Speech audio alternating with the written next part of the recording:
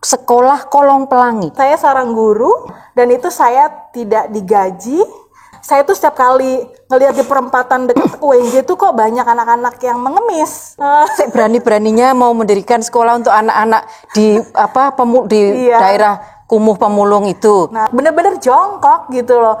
Akhirnya barangnya itu punya kami semua dibakar dan diboldoser. Habis itu ada satu artis Ariel Tatum, dia selalu bawa makanan. Berapa lama Ariel aktif Udah, jadi volunteer? Sampai sekarang masih. Oh, sampai sekarang masih ya? Ini dan Ariel ya biasa aja, dia yang nggak make up, dia pakai baju biasa gitu kan. Terus yang rendah hati ya. Oh, terima kasih ya Ariel Tatum sudah menjadi contoh yang luar biasa buat di antara teman-teman artis.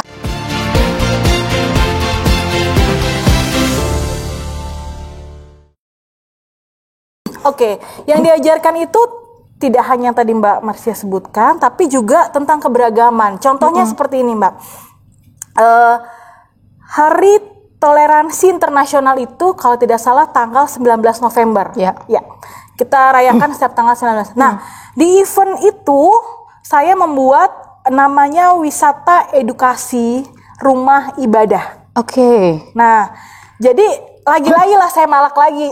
Bentar, apa isinya itu? Nah, isi wisata edukasi. Nah, wisata edukasinya itu adalah gini, saya membawa anak-anak itu yang kelas 4, 5, 6 dan SMP. Oke. Ada sekitar 20, 25 dan itu saya pilih anaknya, tidak sembarang anak, saya pilih anak yang rajin, anak yang nurut dan sebagainya. Saya ada kriteria lah ya. Saya prioritaskan dulu gitu kan.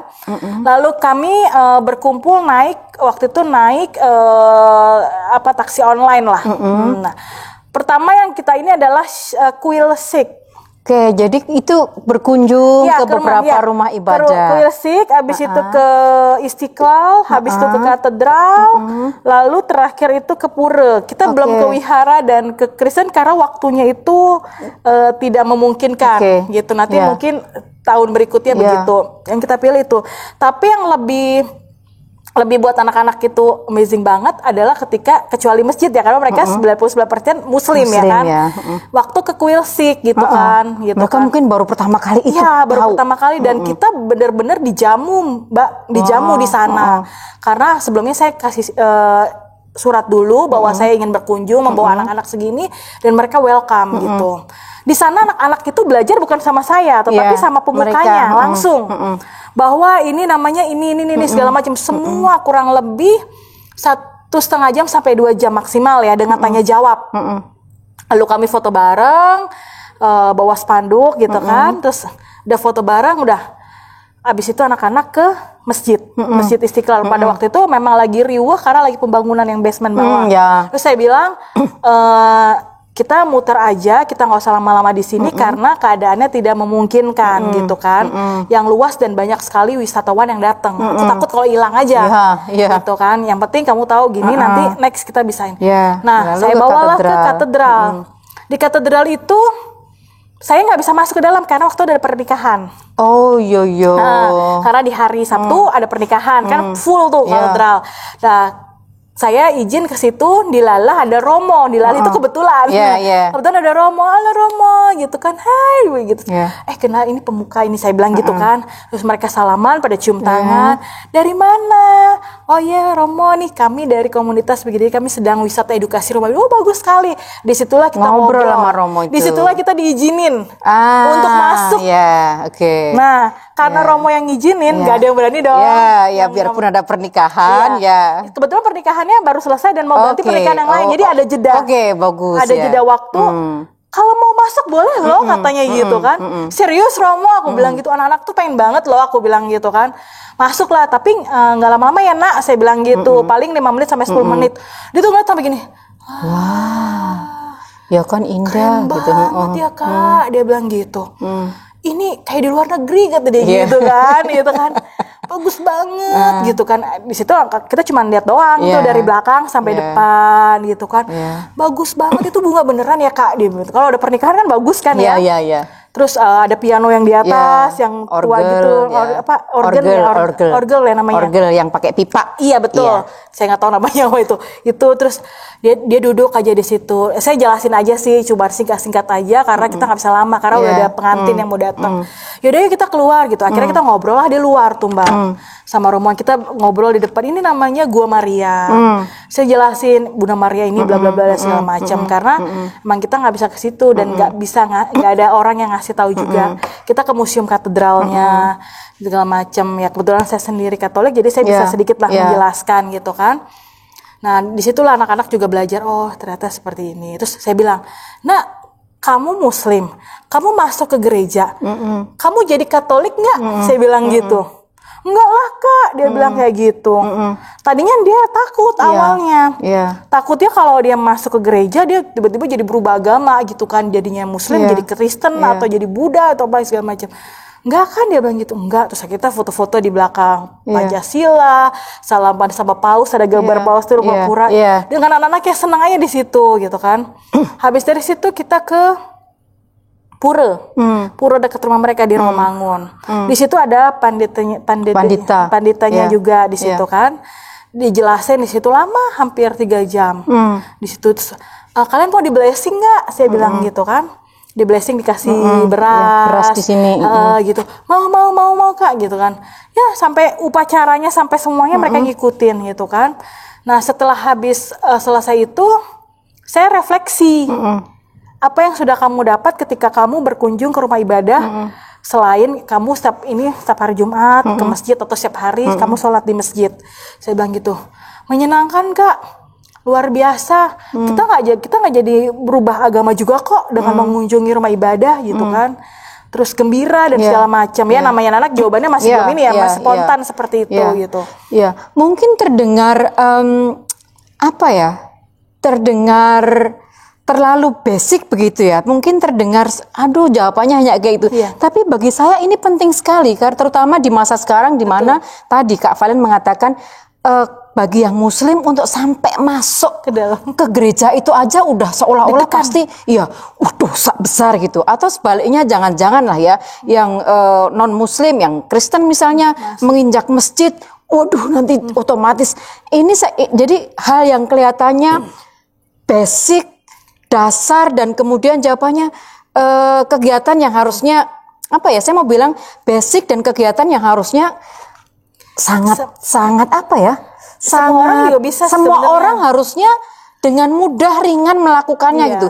Tapi menjadi sangat penting karena faktanya zaman sekarang sudah terlalu menakutkan. Doktrin-doktrin dari luar nih yang membuat orang jadi takut. Begini takut. Bersentuhan dengan orang yang berbeda dengan kita itu menakutkan. Kemudian berkunjung ke orang yang beda agama, kemudian misalnya ekspresi identitas gendernya beda, itu udah takut nanti tertular, nanti saya jadi seperti mereka gitu kan. Jadi yang basic ini menurut saya menjadi sangat penting justru, dan yang menjadi lebih penting menurut saya karena pendidikan yang ditangani Mbak Valen ini adalah pendidikan usia dini sampai pada remaja kan, yang menurut saya memang pada di usia golden age. Golden age menjadi usia yang sangat krusial dan strategis untuk orang betul-betul diajarkan tentang itulah nilai-nilai kemanusiaan yang paling dasar gitu, melampaui sekat-sekat agama dan lain-lain itu tadi. Itu baru satu ya, maksudnya tentang toleransi, tentang beragama. Yang lain lagi? Terus kalau yang lain lagi yang ini tuli. Oh ya, Kun berkunjung ke teman saya kebetulan ada juga yang pengajar, volunteer. Dia bukan volunteer sih, dia usaha sendiri. Terus saya bilang, Kak mau nggak jadi ngajar di tempat saya, jadi narasumber, cerita, guru tamu gitu kan. Nah itu. Jadi pakai sign language. Pakai bahasa isyarat gitu kan. Tapi dia bisa dikit-dikit tapi nggak begitu jelas gitu kan. Kenapa saya hadirkan dia sosok dia supaya tidak semua orang di sekitar kita tuh seperti kita, semuanya lengkap. Tapi ada juga teman-teman kita di luar sana yang mempunyai kekurangan, kebutuhan contohnya khusus, berkebutuhan khusus seperti itu. Nah, supaya mereka tidak membuli, memaki atau meremehkan, seperti itu, Kak. Mengenal secara lebih dekat. Bahwa dia itu juga punya kontribusi loh. Si temanku ini namanya Kak Tia, gitu kan. Kontribusinya apa ya? Dia kadang ngajar bantu teman berbahasa itu, kayak buka les-lesan seperti itu. Terus dia juga bikin nyulam gitu, bahwa dia menghasilkan uang sendiri, dia tidak pernah merepotkan orang lain gitu. Iya, saya juga mau garis bawahi di sini.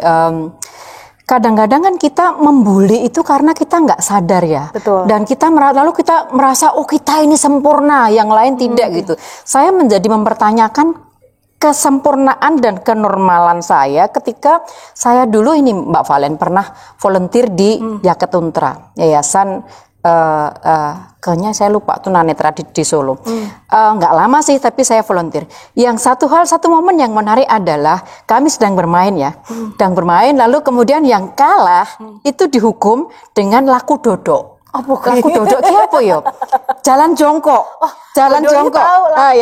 Laku dodok, jalan. Ya, jalan jongkok dari ujung gedung ke melaku dodok ke ujung yang satu gitu kan. Nah kan melaku dodok kan seperti kata gitu kan, jung gitu. Saya berpikir non sewu maaf, kan mereka tunanetra, jadi nggak bisa lihat saya. Jadi saya mencoba menirukan suara orang jalan jongkok, agak melompat-lompat sambil jongkok begitu. Tapi sebetulnya saya nggak jalan jongkok, saya berdiri. Cuman saya mencoba menirukan suara irama, jung katanya. Baru berapa langkah katanya, balik di tengah jalan, balik. Lo kok balik? Kan itu nggak berlaku jodoh, itu kan jingklak. Saya bilang, kan kamu nggak bisa ngelihat saya. Ya kami melihat dengan kulit kami gitu. Kami bisa mendengar, kami bisa tahu. Balik, enggak, balik. Akhirnya saya dikeroyok kan. Dan itu berulang-ulang gitu ya. Refleksi saya adalah dari beberapa bulan volunteer berkumpul dengan teman-teman tunanetra di Solo itu, saya bertanya siapa yang nggak normal ini? Iya. Di tengah mereka saya nggak normal. Kalau saya tutup mata saya nggak akan bisa bedakan siapa sedang jalan jongkok, lompat-lompat jongkok, siapa sedang lompat-lompat tidak jongkok, saya nggak tahu gitu.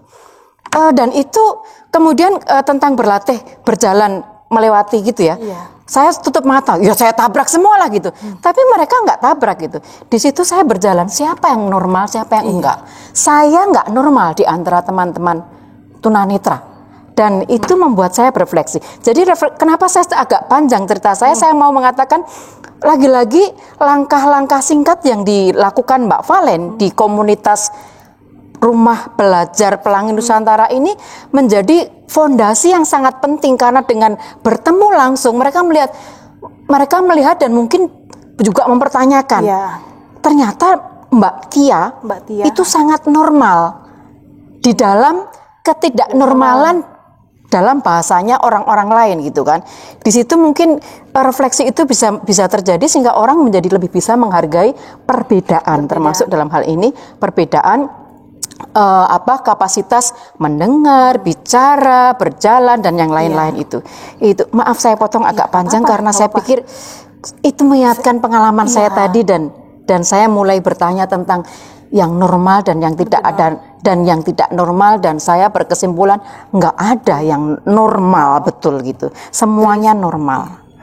Ya, jadi toleransi agama kemudian diperkenalkan pada keragaman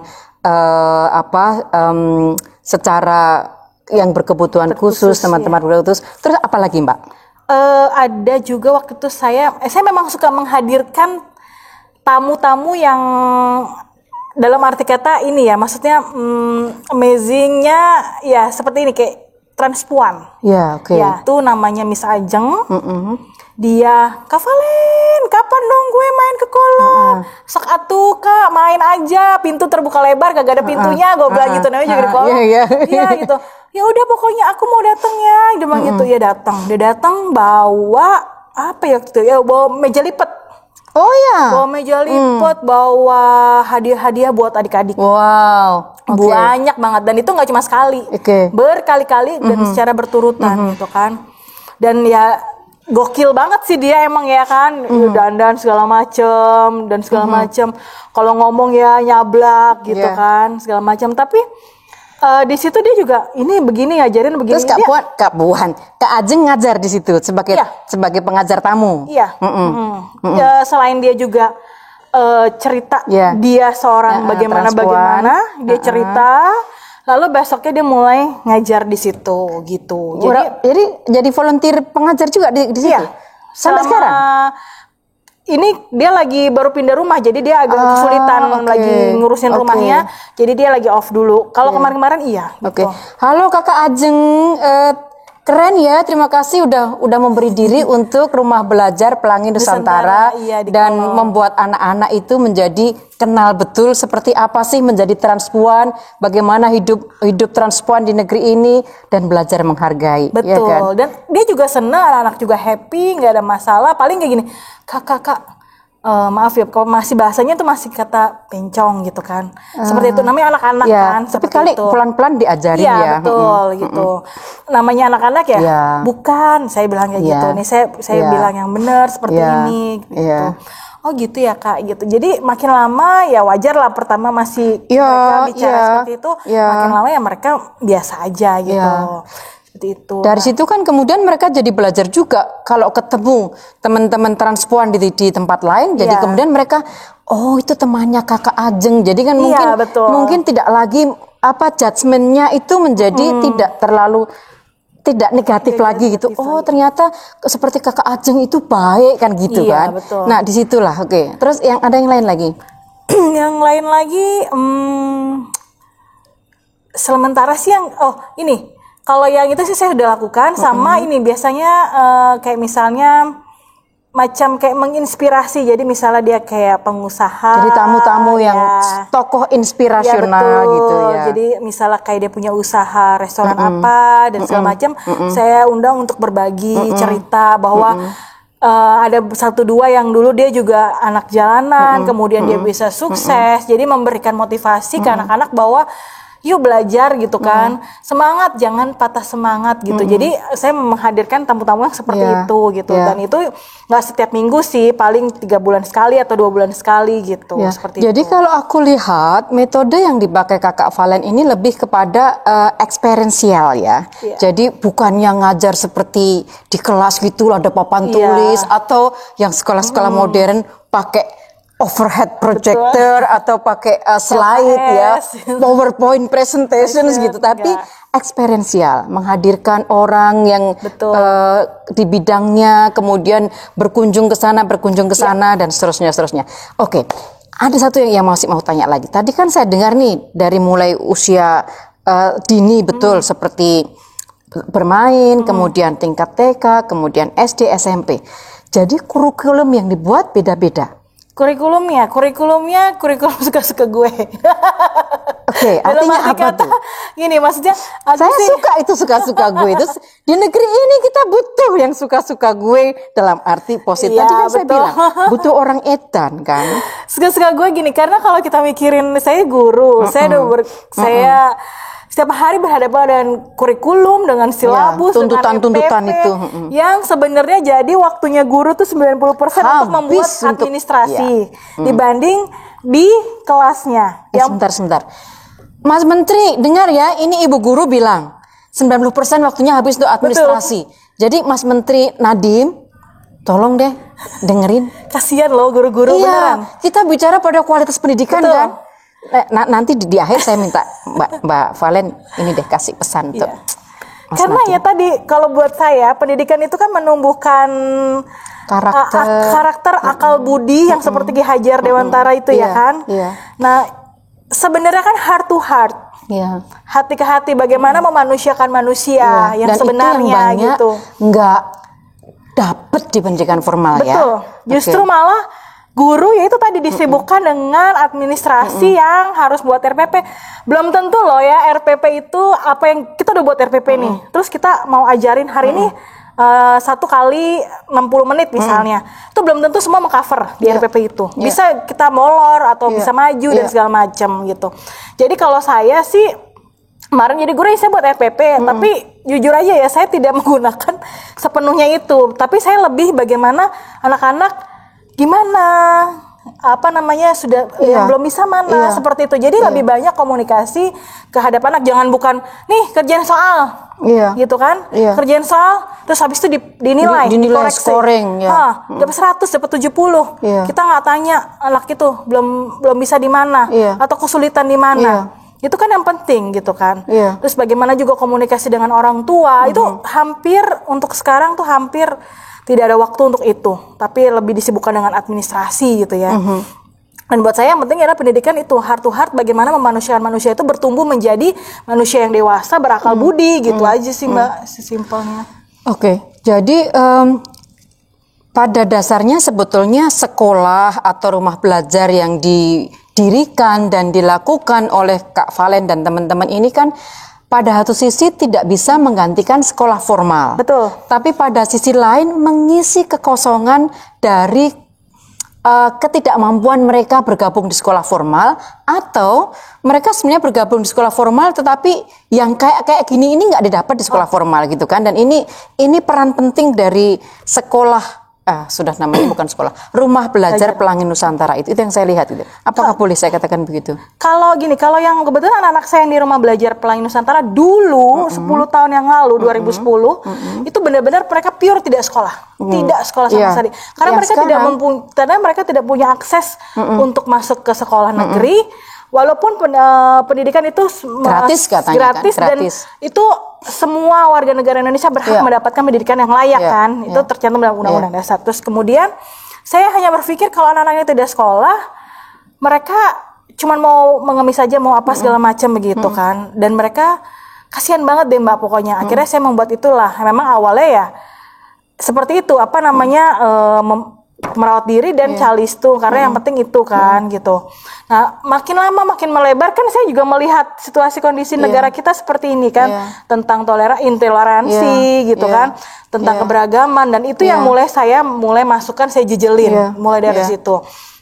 Tapi yang sekarang ini anak-anak saya adalah sebagian ada yang sekolah, sebagian juga sekolah di sekolah negeri. Jadi mereka hanya jadi akhirnya Sabtu Minggu saya isi dengan hal-hal yang seperti itu, nilai-nilai kemanusiaan, seperti kebenaran, kebajikan, kedamaian, kasih sayang tanpa kekerasan. Bagaimana kita membuat kayak kegiatan yang memang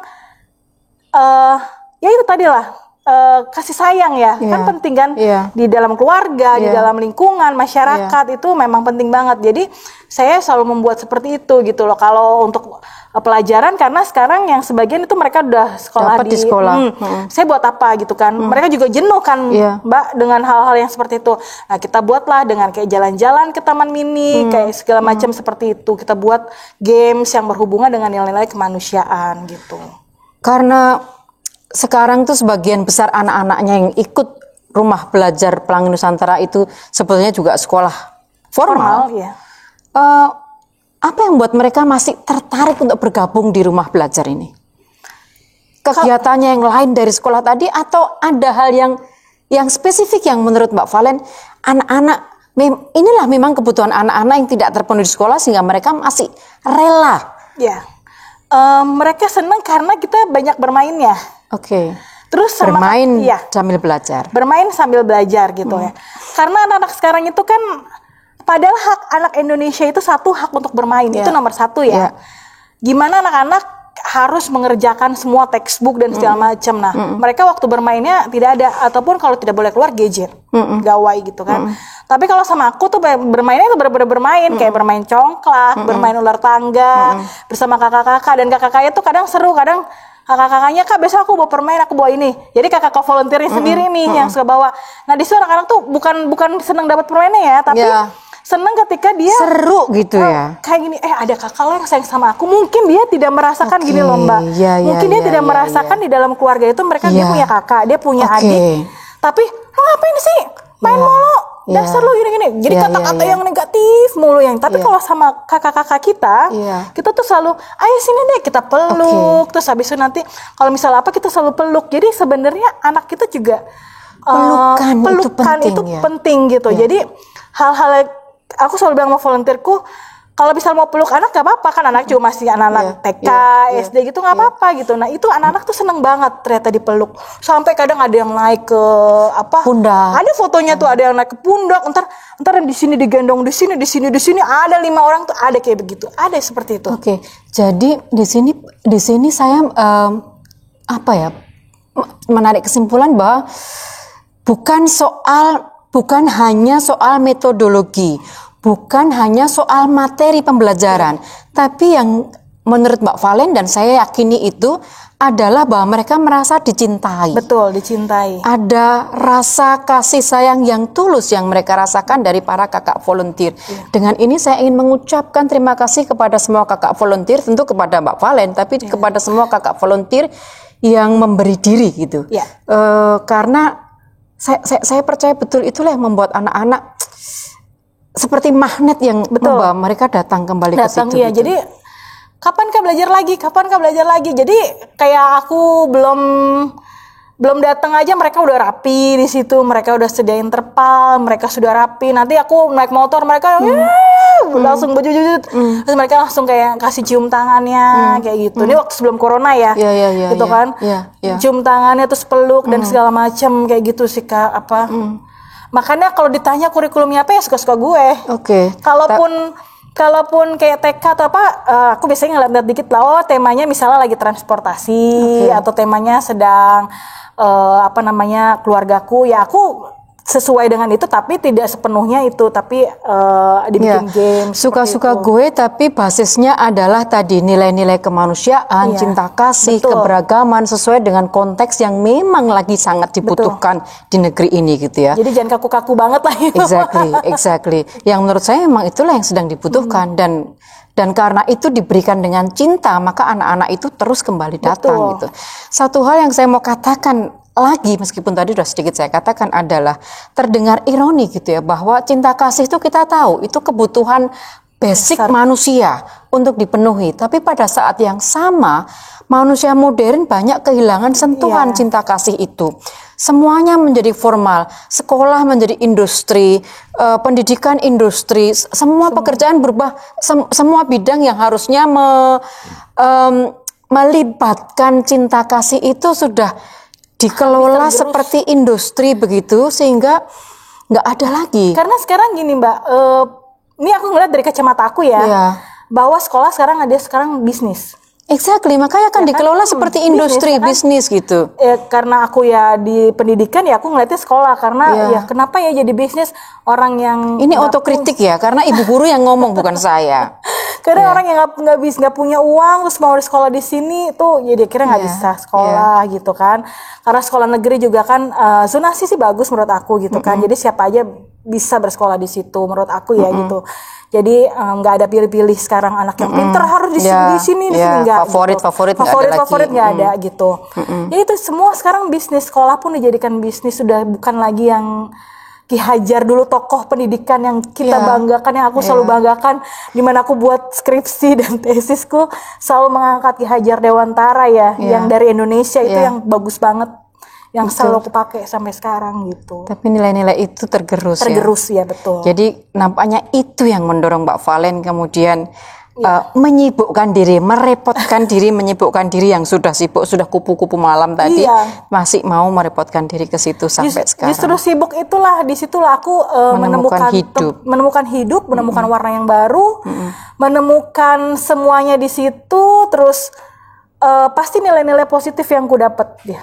Orang lain bolehlah dengan segala macam finansial yang banyak, segala macam dia bisa keluar negeri dan segala macam, tapi setiap lembar hidupku itu selalu berwarna gitu kan, sehingga kayak pelangi kayak pelangi itu tadi gitu kan. Ya tadi berhubungan sama kenapa aku bisa melanjutkan S2 ya itu gitu loh Mbak. Jadi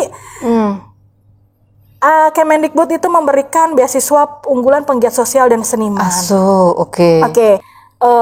Mungkin namanya penggiat sosial dan seniman. Itu memang dikhususkan untuk orang-orang yang mempunyai kontribusi yang baik, yang positif terhadap lingkungan, bahkan mungkin udah sampai ke negara ya, udah lingkupnya udah lebih luas gitu. Akhirnya dari situlah saya bertemu lagi dengan 100 orang penerima beasiswa itu. Disitulah lagi saya mulai nambah komunitas lagi dan sebagainya. Jadi itu buat saya luar biasa, puji Tuhan, alhamdulillah. Cerita ini sedikit melegakan saya karena artinya negara masih punya penghargaan kepada orang-orang seperti Kakak Valen ini ya. Karena memang selayaknya harus dihargai, harus direkognisi begitu, karena orang-orang seperti Kak Valen inilah yang sebetulnya membuat perubahan besar atas inisiatif sendiri, tentu dengan dukungan banyak orang yang nggak bisa disebutkan satu persatu yang setiap kali di-blast di sosial media tadi ya. Tapi kalau nggak ada inisiatif dari Kak Valen di awalnya, ya nggak ada itu. Tapi itu sayangnya tuh cuman berlangsung 2 batch kayaknya kalau nggak salah. Iya kah? Iya. Setelah itu dia, jadi aku agak-agak mengkritik juga sih. Iya, harus deh, harus tolong disuarakan, tolong sampaikan pesan ke. Ini tidak, setahu saya itu saya adalah batch 1 adalah batch trial and error. Jadi itu percobaan. Iya.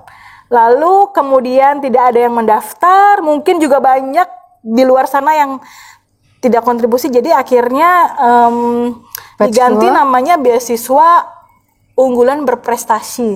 Nah itu udah lain dong. Nah itu teman saya juga dapat, tapi dia tuh yang dapat adalah dia tidak ada sama sekali kontribusinya terhadap negara. Itu udah lain ya, udah lain. Beda sama teman-teman aku yang beda kategori. Nah itu beda kategori lagi. Iya. Kalau teman-teman saya itu yang satu yang trial and error tadi saya bilang itu memang mereka sudah kontribusinya sudah taraf sampai internasional. Ada yang sampai udah di Jerman di mana. Dan itu memang ada. Dan dia memang benar-benar ya orangnya yang biasa aja ya, gembel ya, penulis novel ya apa, itu memang benar-benar. Tapi setelah itu diganti gitu. Ntar saya cari info lebih banyak lagi deh tentang ini. Iya. Menurut saya harus lanjut deh ya, karena namanya udah bukan itu lagi, udah bukan beasiswa penggiat sosial dan seniman.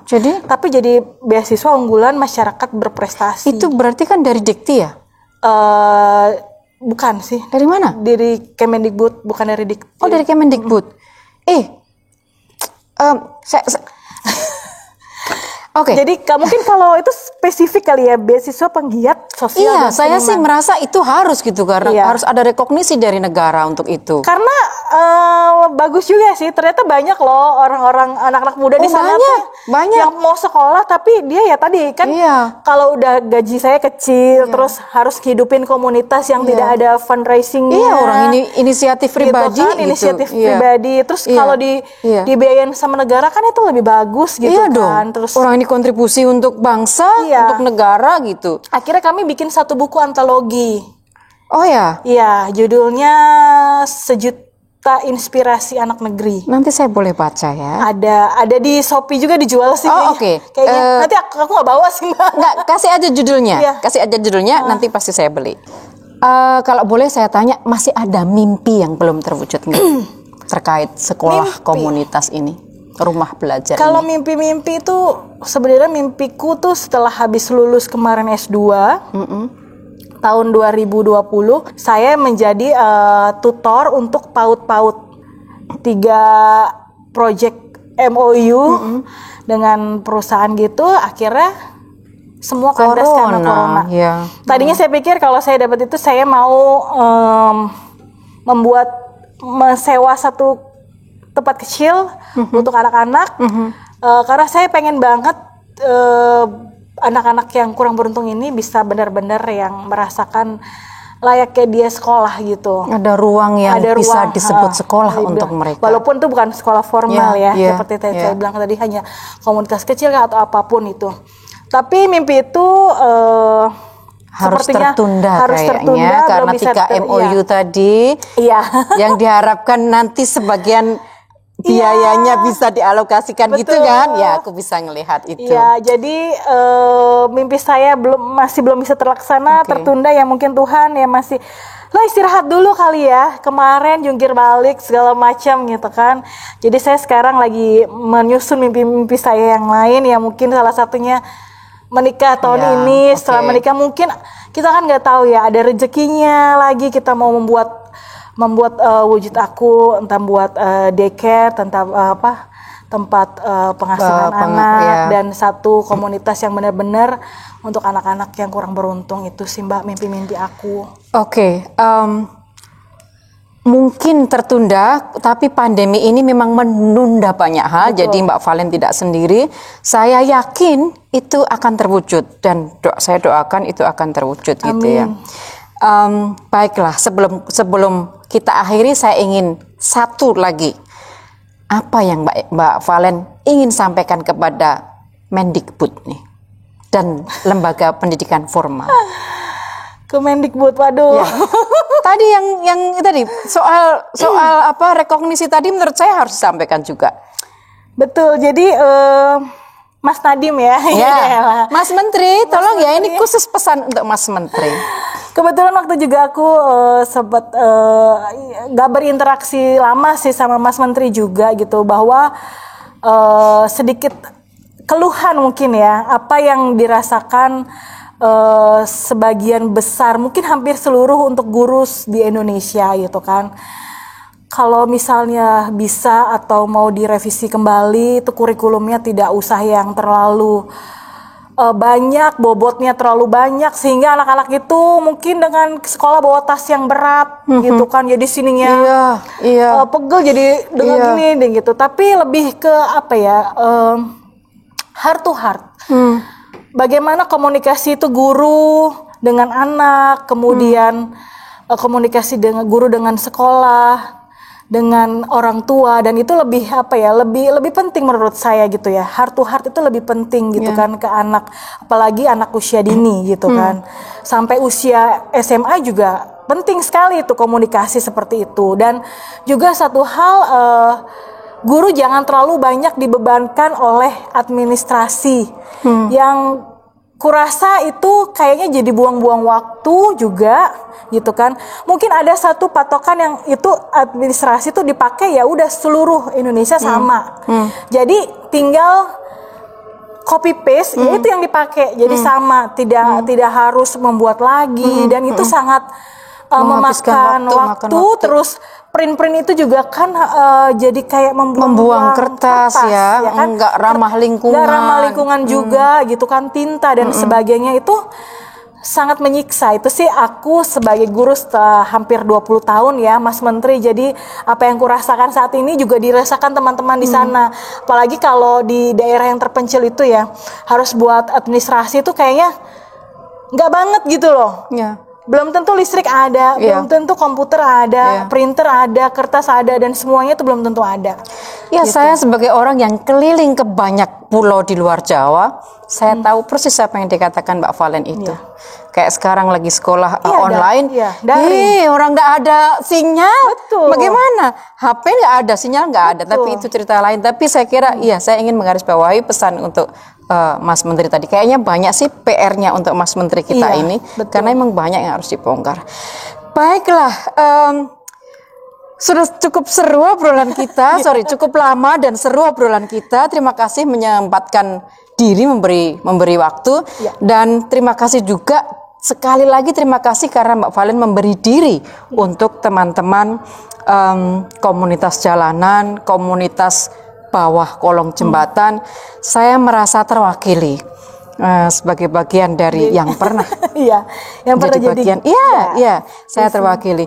Dan saya ingin menutup dengan tadi ya, gambaran ironi bahwa cinta kasih sebagai kebutuhan basic manusia dan pembentukan karakter yang harusnya menjadi intisari dari pendidikan dasar ternyata memang masih tetap belum terpenuhi sampai saat ini, sehingga tadi bisa kita dapatkan dari cerita Mbak Valen bahwa anak-anak itu seperti terserap magnet, yaitu magnet cinta kasih yang tidak mereka dapatkan di keluarga, tidak mereka dapatkan di sekolah formal, dan akhirnya dipenuhi oleh Mbak Valen dan kawan-kawan melalui sekolah Kolong Pelangi yang sekarang berubah nama menjadi Rumah Belajar Pelangi Nusantara. Satu ironi yang menurut saya harus kita tanggapi secara serius, orang tua, guru, lembaga pendidikan dimanapun kita berada. Untuk anak-anak muda yang ada di seluruh Indonesia, dimanapun Anda berada, dimanapun kalian muda-mudi, kalian cuma punya dua pilihan: menunggu perubahan atau melakukan perubahan. Itu. Setuju. Hanya 2. Jadi kalian bisa pilih mau menunggu atau melakukan perubahan. Kalian bisa melakukan apa saja, di mana saja, dan kapan saja untuk kita bisa bersama bergerak bersama untuk negeri ini. Gitu. Sepakat. Dengan itu saya ingin kita semuanya memilih menjadi bagian dari perubahan itu. Oke, tetap menjadi cerdas, terus belajar dan teruslah mencintai negeri. Dadah. Dah.